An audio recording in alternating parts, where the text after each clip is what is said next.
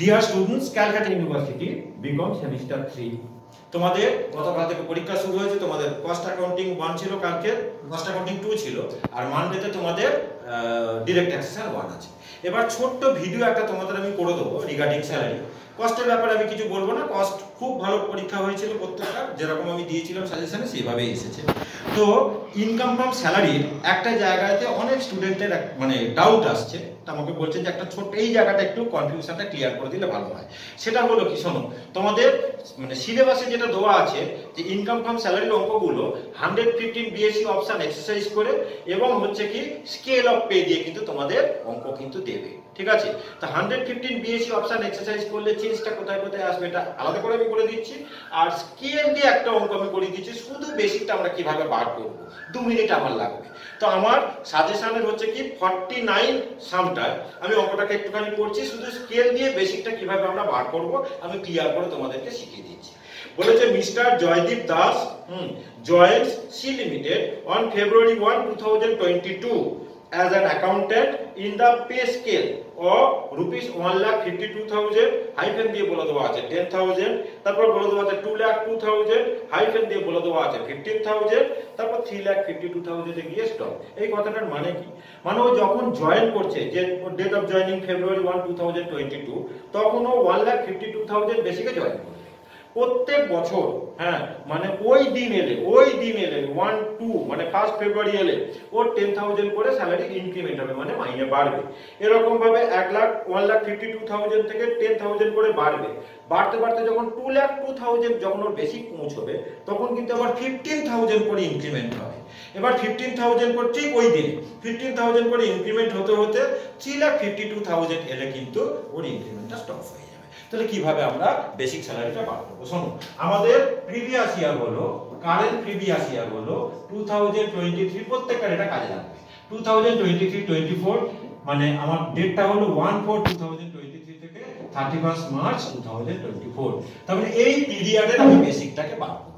এবার ও জয়েন করেছে, দেখো 1/2/2022 ও জয়েন করেছে 1,52,000 হ্যাঁ বেসিক দিয়ে, ঠিক আছে? তো 1/2/2022 মানে এটা ভ্যালিডিটি থাকবে তোমার 31 1/2023 অবধি, মানে ঠিক 1 বছর।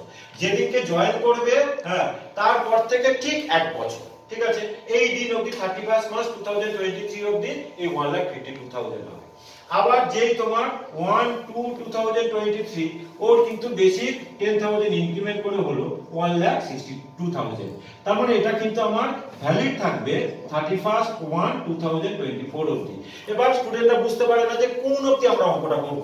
দেখো আমার প্রিভিয়াস ইয়ার কিন্তু 31 মার্চ 2024 তে কমপ্লিট হচ্ছে, মানে শেষ হয়ে যাচ্ছে 1/4/23 থেকে 31 মার্চ 2024, ঠিক আছে?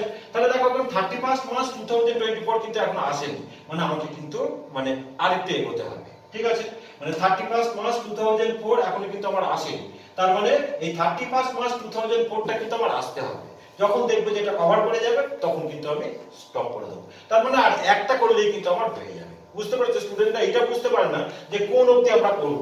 প্রিভিয়াস ইয়ারের শেষ দিনটা যেন আমার ডেটের মধ্যে আসে। তাহলে আরেকটা আমি করছি, তার মানে 1 2 তোমার হচ্ছে কি 24 থেকে এটা ভ্যালিডিটি থাকবে 31 1/2025 অবধি। তাহলে এর মধ্যে কিন্তু আমার প্রিভিয়াস ইয়ার কিন্তু ফল করে গিয়েছে, ঠিক আছে? তাহলে আমি আর যাব না, আমার প্রিভিয়াস ইয়ার এক্সিট করে কিন্তু এটা চলে গিয়েছে। ব্যাপারটা বুঝতে পারছো? 31 মার্চ 2024 এক্সিট করে চলে গিয়েছে, তার মানে আমি কিন্তু আর ফার্দার প্রসিড করব না, এখানে কিন্তু আমি স্টপ করে দেবো। তাহলে 1,72,000। তাহলে ওই যে নেক্সট ইনক্রিমেন্টটা আমাদের অঙ্কেতে কোনো কাজে লাগবে না, কারণ 2,02,000 আমার আসেনি। যদি 2,02,000 আসতো তখন আবার আমরা 10,000 এর জায়গায় 15,000 করে আমরা ইনক্রিমেন্ট করতাম। এই হলো ব্যাপার। আচ্ছা, তাহলে দেখো এবার আমার 1/4/2020 থেকে 31 মার্চ 2024 এটা হলো আমার কারেন্ট প্রিভিয়াস ইয়ার। আচ্ছা, তো দেখো এইখানটায় এই 1/2/22 মানে 23 থেকে 31 1/2024 এখানে দেখো আমার প্রিভিয়াস ইয়ার 1 এপ্রিল 2023 থেকে শুরু হয়েছে। তাহলে এপ্রিল থেকে মানে এপ্রিল 2023 থেকে এপ্রিল 1 2023 থেকে 31 1 2024 আমাদের কত মাস পড়ছে দেখো 8 মান্থ হচ্ছে, সরি 10 মান্থ হচ্ছে।